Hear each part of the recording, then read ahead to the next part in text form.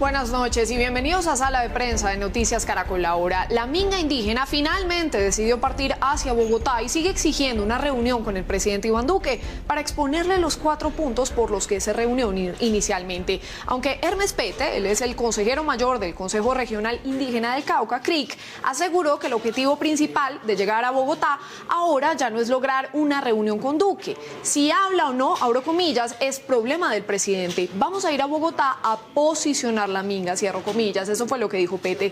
Pues se logrará un punto de acuerdo en medio de esta situación, que es lo que están reclamando las comunidades indígenas. Pues por eso hemos invitado esta noche a Sala de Prensa a Pedro Viveros. Él es analista de Blue Radio, ya ha estado varias veces acá. Pedro, bienvenido y gracias por su compañía. Buenas noches, Juanita, ¿cómo están? Muy bien, Pedro, qué gusto tenerlo nuevamente. Bueno, ¿qué lectura le da usted a las exigencias que están haciendo los indígenas y a todo este polémico debate que se ha suscitado en los últimos días por la minga? Juanita, el mundo vive no solamente en Colombia, sino, digamos, una especie de democracia callejera. La gente está buscando por medio de la calle expresarse y eso es bueno, eso es positivo. El año pasado tuvimos unas expresiones importantes en el país. Lo que a mí no me parece apropiado es hacerlo en tiempos de una pandemia donde puede existir la posibilidad de un rebrote y también que digan, digamos de una forma bastante explícita, que las intenciones son puramente políticas y no reivindicatorias de lo que necesitan las poblaciones que se sienten excluidas en este país. Claro, y esto es algo que me gustaría que comenzáramos a desmenuzar paso a paso, porque el gobierno ha insistido, Pedro, en que ha cumplido varios de los compromisos adquiridos con los indígenas y con la minga, y asegura que esta protesta pues no tiene que ver con esos compromisos. Y usted ya lo mencionaba, que tiene razones políticas. Y entonces, en medio de todo eso, ¿puede haber un encuentro entre ambos o qué puede pasar? Pues mire, a mí me da la impresión que lo que se necesita es un poco de confianza por ambas partes. Alguien que le baje la temperatura a esa intención que pareciera ser una especie de lucha de poderes, donde ellos quieren plantear casi un movimiento político frente a la posición política de un gobierno. La palabra política no es mala en sí. A mí lo que me preocupa es que ya estamos en un año casi electoral. Recordemos que el año entrante va a ser casi, digamos, el inicio de una campaña política y la diferencia entre ese término política, que es la lucha por las cosas públicas, pues se puede confundir con una lucha política y electoral. Y ahí debería alguien ponerle un poco de hielo para bajarle la temperatura a esa lucha de poderes que puede terminar siendo percibida como una lucha política y electoral. Y debería ser solamente política, que eso es bueno, todos los países lo hacen. Cuando la gente se expresa desde abajo, Juanita, y desde cualquier, digamos, sector social o político, es muy positivo para el país, pero ojalá que no lo dejen caer en política electoral. Claro, porque los ánimos están muy caldeados, Pedro, y varios de los líderes indígenas han dicho incluso que el hecho de que el presidente Duque no los quiera recibir, no los quiera atender él personalmente, no, porque el gobierno ya los ha atendido, pero él directamente tiene que ver con una estigmatización histórica y por la polarización que está viviendo el país. ¿Cómo interpretamos eso? Juanita, si uno se devolviera en el tiempo, el departamento del Cauca, que es, digamos, un centro vital de esta minga, tuvo un gobernador indígena. Imagínese usted que esa reivindicación fue hace ya varios años y ese gobernador no lo hizo bien, cometió muchos errores en su desarrollo como gobernador del departamento del Cauca.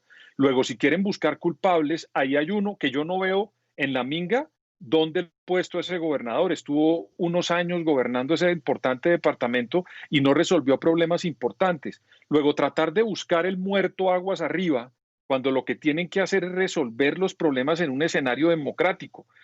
Mire, el fin de semana el gobierno nacional fue con cerca de 6 ministros de Estado, el director de planeación, el defensor del pueblo. Es decir, casi el Estado colombiano se volcó a resolver problemas que ellos tienen y que son urgentes resolver. Pero uno no puede quedarse solamente pretendiendo decir que el presidente de la República no fue a una reunión con ellos.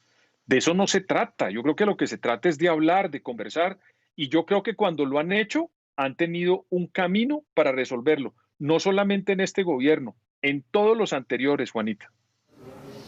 Y así las cosas, entonces, Pedro, ¿cómo podría llegarse a una solución? Es decir, ¿el presidente Duque entonces va a tener que ceder finalmente o no es necesario? ¿O cómo podría, digamos, esto encontrar un punto de equilibrio ahora además que vienen para Bogotá? A mí lo que pasa es que no creo que la palabra sea ceder. De eso no se trata. Yo creo que de lo que se trata es de poner unas condiciones donde la Minga sostenga que tiene unos planteamientos que hacerle al gobierno, pero que sean unos planteamientos reales, porque pretender esa serie de planteamientos que uno ha oído hasta el día de hoy, que son casi similares a las 112 propuestas del paro anterior, pues hombre, eso no se puede hacer de esa manera como ellos lo pretenden. Yo creo que ellos tienen que ser más realistas y plantear cuáles son las necesidades. Pero cuando uno dice, vamos a retar al gobierno y vamos a retar al presidente de la República, pues hombre, yo creo que ese no es un buen comienzo para un diálogo. Ese puede ser el comienzo de una campaña política, pero no para dialogar. Y yo creo que la Minga tiene que mandar un mensaje de que ellos no están en campaña política, sino con la intención es de dialogar con el gobierno nacional, como ya el gobierno lo hizo, mandándole, repito, Juanita, cerca de 5 ministros de Estado, director de planeación y el defensor del pueblo el fin de semana a Cali. Hoy en medio de todo esto, Pedro, la policía reveló que tienen información sobre infiltraciones en la Minga de las disidencias de las FARC y dice la policía incluso que quieren atentar contra los mismos líderes indígenas para luego decir que fue la fuerza pública. ¿Uno cómo puede entender esto? Y siempre pasa, ¿no? Siempre se menciona que están infiltrados. Pues, Juanita, mire que lo que pasó en Bogotá hace más o menos un mes, comenzaron diciendo que no había infiltraciones por parte del ELN y de las disidencias de las FARC. Y al final todos tuvieron que aceptar que sí la había, porque en Colombia y en el Estado colombiano, cualquier persona que gobierne Colombia va a tener unos organismos de inteligencia que le permite saber con antelación quiénes pueden atentar contra el Estado y sus ciudadanos. Si lo está diciendo la policía, que le repito, recientemente no se equivocó, pues hay que creerle para proteger a los líderes de la Minga. Colombia viene sufriendo una serie de atentados horrorosos contra los líderes sociales. ¿Qué le corresponde a la policía? Pues alertar y decir de que hay gente que aprovecha esos escenarios, como lo aprovecharon en Bogotá, para, digamos, utilizar ese espacio que se hace democrático en unos casos, precisamente para atentar contra algunas personas. Pero no lo está haciendo la policía para dañar la Minga. Lo que está haciendo es para proteger a las personas y de esa manera resolverlo. Yo repito, Juanita, cuando el Estado le dice a uno que hay unas cosas que prevenir, uno le toca como ciudadano y como demócrata atender esos llamados.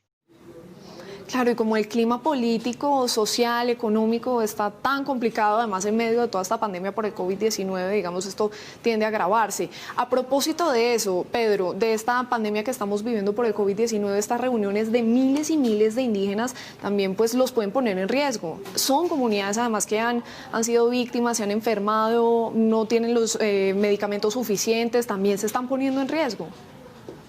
Cuando uno ve las cifras, Juanita, los sectores más desprotegidos y excluidos son los que tienen los mayores índices de contagios y de fallecimientos en el país y en el mundo. Entonces, cuando uno también ve unas imágenes de unos señores con una multitud impresionante en el Valle del Cauca, de la Minga, bailando sin las protecciones debidas, ellos deberían pensar que si vienen hacia Bogotá, van a recorrer miles de kilómetros donde ellos pueden contagiar y también ser contagiados. Yo recuerdo mucho las palabras de Barack Obama que decía ahora en una teleconferencia de una graduación en unos colegios en los Estados Unidos que lo importante de esta era del siglo XXI es que uno piense en los derechos del otro y es la única manera de progresar como sociedad. Si uno tuviera en cuenta que el primer presidente afro de los Estados Unidos está diciendo que uno tiene que pensar en los derechos del otro, pues hombre, la Minga debería pensar que ellos no están solos en este país, que este país tiene muchas más personas y tienen ellos que luchar para protegerlas. El mundo entero está viviendo una expectativa de un rebrote. Eso, Juanita, puede también llegar a Colombia. Ojalá que ellos reflexionen un poco y tengan la debida conciencia de ayudarnos a pensar en los derechos del otro. Que así sea, porque si no, ese problema además se puede salir de control. Pedro, y el próximo 21 de octubre además se va a realizar una nueva jornada de protestas. ¿Esto representa también una presión para el gobierno en medio de todo esto que hemos venido hablando? A mí, yo insisto, la protesta, Juanita, es algo necesario. Cuando hay protestas quiere decir que la democracia está viva.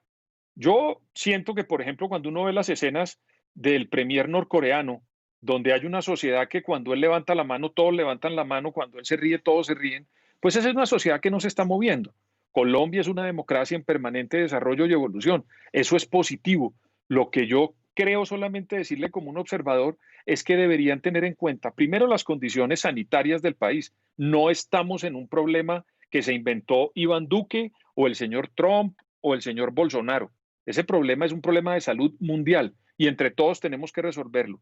Y segundo, que sean conscientes que hay que hacer reivindicaciones, pero que no lo traduzcan en el inicio de una campaña electoral, porque eso no se ve bien, no es, digamos, no corresponde a lo que el país está viviendo. Las consecuencias sociales y económicas, Juanita, y permítame meterme un poquito en eso, las condiciones sociales y económicas del país que estamos viviendo y que comenzaremos a vivir después de que pase la pandemia, son unas consecuencias que no las provocó Iván Duque, pero que entre todos tenemos que tratar de resolverla, incluido a los sindicatos, incluido a los campesinos, incluido a los indígenas, a los afro y a todos los sectores, porque la pandemia y el COVID no se lo inventó el gobierno del Centro Democrático encarnado en Iván Duque. Sin duda. Bueno, muy bien, Pedro, y como lo decíamos, el clima político y social del país por esta pandemia también ha hecho pues que esta movilización indígena también cobre, digamos, una relevancia. Sin duda son comunidades muy golpeadas por la violencia, la pobreza, por el mismo virus del COVID-19 en medio de esta emergencia sanitaria, pero también tendrán que ceder para poder, digamos, solucionar sus peticiones y sentarse y crear el verdadero diálogo con el gobierno. Pues veremos qué pasa. Es Pedro Viveros, analista de Blue Radio. Pedro, gracias por habernos acompañado y darnos un poco de luces sobre esto. Chao, chao, Juanita.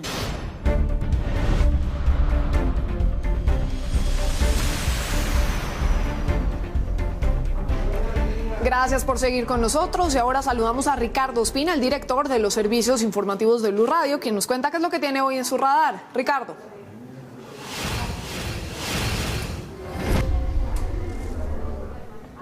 Hola, muy buenas noches. Hoy entra en el radar aquí en Sala de Prensa en Noticias Caracol Ahora una estadística que conocimos en Blue Radio desde las investigaciones que adelanta la Fiscalía sobre las masacres cometidas en Colombia en los últimos casi 5 años, entre el 2016 y lo que va corrido del año 2020.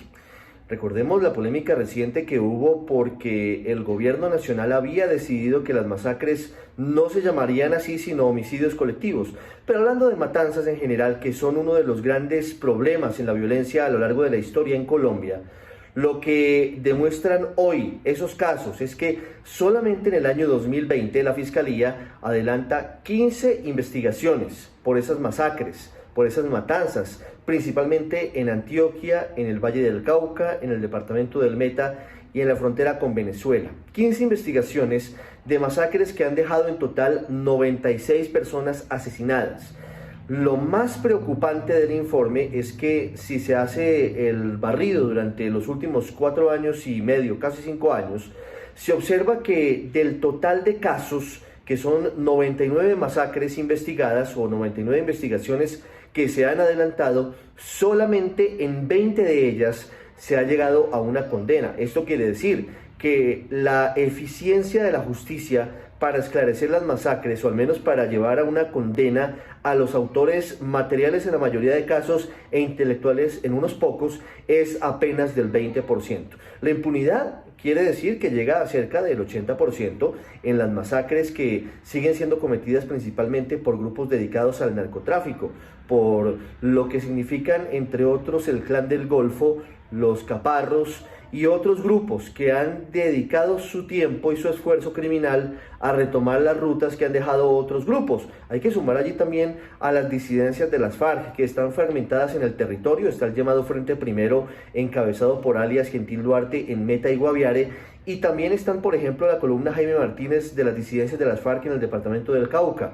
A su vez están la columna dedicada al narcotráfico en el departamento de Nariño y específicamente en Tumaco, que es en la que estaba alias Guacho, el abatido cabecilla de esas disidencias, que es entre otros responsable del asesinato de 3 periodistas del periódico El Comercio de Ecuador en la frontera con Colombia.